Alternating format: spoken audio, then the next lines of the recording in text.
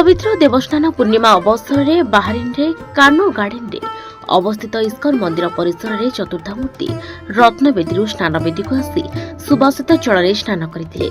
ए दिव्य मुहूर्त को देखा शताधिक ओडिया परिवार मंदिर प्रांगण में भिड़ जमाई।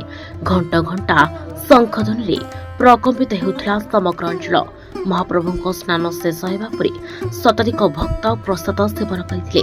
सर्वशेष बाहरीन ओडिया समाज वरिष्ठ सदस्य श्रीयुक्त किशोर दास, श्रीयुक्त विष्णुप्रसाद महांती, श्रीयुक्त दिनेश महांती एवं श्री श्री राधा गोपाल कृष्ण मंदिर सभापति प्रसन्न महांती बाहरीन में पवित्र देवस्नान पालन करने प्रभु जगन्नाथ लीला और करुणा बोली कहते।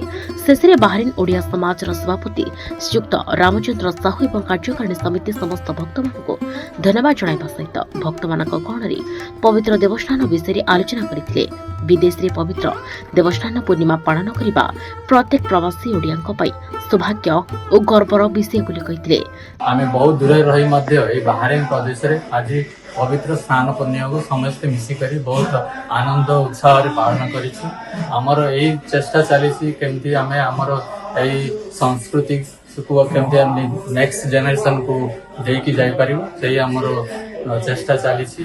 आज महाप्रभु जगन्नाथ बलभद्र माँ सुभद्रा को स्नान पूर्णिमा रे सेमानकर आशीर्वाद नहीं हमर ओडिशा और समस्त भाई भौणी माने एठार एकत्रित होई बहुत आनंद नहीं छथि। सुदूर बाहरीन रे हम समस्त ओडिया भाई भौणी माने मिसी बाहरीन ओडिया समाज तरफ एठी आमे जगन्नाथ बलदेव और माँ सुभद्रांकर स्नान यात्रा समापन करिछु।